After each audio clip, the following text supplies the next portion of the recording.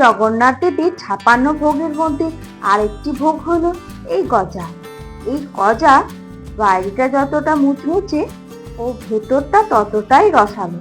আর কিভাবে পারফেক্টভাবে তৈরি করবেন তার ট্রিক্স নিয়ে আমি চলে এসেছি। আমরা দেখছেন পিয়ালির সঙ্গে রান্না। আমি এখানে 1.5 কাপ ময়দা নিয়েছি, তাতে অল্প সামান্য বেকিং সোডা, লবণ দিয়ে ভালো করে মাখিয়ে নিচ্ছি। তারপর দিয়ে দিচ্ছি ঘি। এখানে 4 চামচ মতন আমি ঘি দিয়েছি। এবার ভালো করে মাখিয়ে নিচ্ছি। এখানে ঘি দিলে ময়ামটা ভালো হয় আর খাস্তাও হয় খুব ভালো। আর এখানে বেকিং সোডা দিয়েছি, কারণ বেকিং সোডাতে ভেতরটা নরম ও বাইরেটা মুচমুচে হবে। বেকিং পাউডার দিলে সবটাই খাস্তা হয়ে যাবে, এধারে খেতেও ভালো লাগবে না, মুচমুচে ভাবটা থাকবে না। তাই বেকিং সোডা দেওয়ারই চেষ্টা করবেন। ভালো করে আমি এখানে ময়াম দিচ্ছি। যখন দেখবেন এই ময়াম দিতে দিতে মুঠো মুঠো হয়ে যাচ্ছে, আলতো হাতে নাড়লে তারপর দিয়ে দিতে হবে জল। জলটা দিয়ে ভালো করে মেখে নিতে হবে। তবে রুটির যেমন আটা মাখা হয় তেমন আটা মাখার প্রয়োজন নাই, ঠেসে ঠেসে কেবলমাত্র ডো মতন করে নিতে হবে। অনেকটা ফাটা ফাটা হবে, কারণ এখানে ঘি ও খাবার সোডা আছে, তাই এতে কোনো চিন্তার কারণ নেই। প্রায় 20 মিনিট মতন ঢাকা দিয়ে এটা রেস্টে রেখে দিলে ঠিক হয়ে যাবে। আমার মাখা হয়ে গেছে, দেখুন ফাটা ফাটা হয়েছে।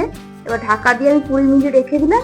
একটা কড়াইয়ে রসটা করে নিচ্ছি। তার জন্য 1 কাপ চিনি, 1/2 কাপ জল, অল্প সামান্য কেশর ও 4-5টা এলাচকে ফাটিয়ে নিয়ে ভালো করে ফুটিয়ে নিতে হবে। আর আমি এখানে লেবুর রসটাও দিয়েছিলাম, আপনাদেরকে দেখানো হয়নি। এবার ভালো করে যখন ফুটে আসবে তখন দেখবেন যেন চিটচিটে ভাপ হবে।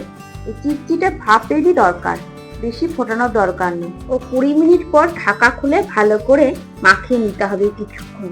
কিছুক্ষণ মাখিয়ে নেওয়ার পর হাতের সাহায্যে প্রেস করে করে এটাকে চ্যাপটা করে নিতে হবে ও একটু বিছিয়ে দিতে হবে। চ্যাপটা করে করে একটু বড় করে বিছিয়ে নেবে। বড় করে বিছিয়ে নেবার পর একটা বিনলার সাহায্যে একটু বেলে নেবে।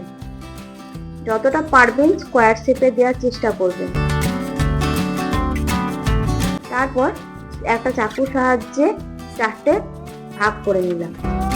এবার একটার ওপর একটা চাপিয়ে দিলাম। এই পদ্ধতি আমি 3 থেকে 4 বার করেছি। এরকম যত করবেন তত গজাটা লেয়ারের পর লেয়ার হবে ও দেখতে সুন্দর লাগবে। মিষ্টির দোকানেও দেখবেন লেয়ারের পর লেয়ার থাকে। এরকম করার কারণেই মিষ্টির দোকানে গজাগুলো লেয়ারের পর লেয়ার হয়। এবার শেষ পদ্ধতিতে একই রকম ভাবে চড়ার করে কেটে নিয়ে জল দিয়ে একটার উপর একটা লেয়ার চাপিয়ে দিচ্ছি। এখানে জল দেবার কারণ হলো লেয়ারগুলি যেন খুলে না যায়। এবার ভালো করে বেলে নিতে হবে, চৌকোনা করার চেষ্টা করতে হবে। চৌকোনা যদি না হয় কোনো চিন্তার কারণ নেই, ভালো করে একটু মোটা করে বেলে নিতে হবে। হাতের সাহায্যে আমি চৌকোনা করার চেষ্টা করছি। এবার বেলনার সাহায্যে চৌকোনা করার চেষ্টা করছি। একটু মোটা করে আমি বেলে নিয়েছি।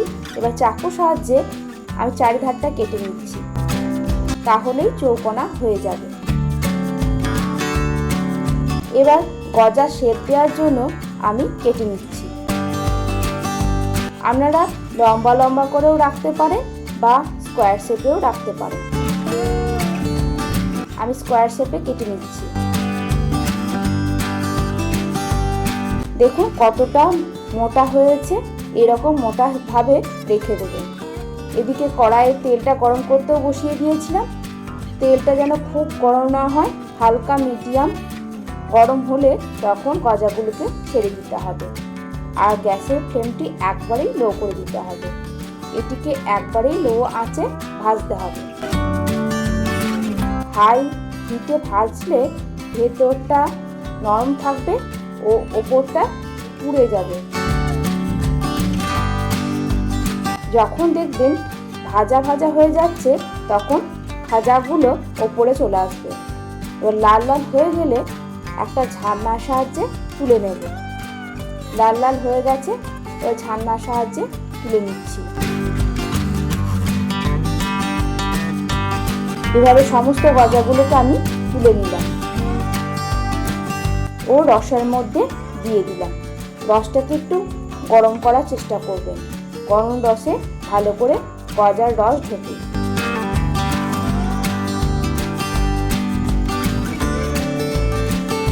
এভাবে সমস্ত গজাগুলোকে রসে ফেলে দিলাম। তবে বেশিক্ষণ রাখবেন না, তাতে নরম হয়ে যাবে ওপরটা, তাহলে মুচমুচে ভাব থাকবে। এবার কিছুক্ষণ রেখে আমি তুলে নিলাম একটা প্লেটের মধ্যে। দেখুন কতটা সুন্দর হয়েছে, একদম দোকানের মতন পারফেক্ট হয়েছে। এরকম দোকানের মতন গজা বাড়িতেই খুব সহজে বানিয়ে নিতে পারবেন আপনারাও। বাড়িতে একবার অবশ্যই আমার পদ্ধতিতে ট্রাই করে দেখবেন। একটা আপনাদেরকে ভেঙে দেখায় কতটা ভেতরটা রসে ভরপুর। দেখুন, আমার ভিডিওগুলো যদি ভালো লাগে তাহলে অবশ্যই পাশে থাকবেন আমার, আর সাবস্ক্রাইব করে দেবেন আমার চ্যানেলটিকে। অবশ্যই বেল আইকনটি প্রেস করে রাখবেন, আর ফেসবুক থেকে দেখে থাকলে ফলো করে দেবেন। আজকে এই পর্যন্ত, দেখা হচ্ছে নেক্সট ভিডিওতে। টাটা, ভালো থাকবেন, সুস্থ থাকবেন। Thank you for watching.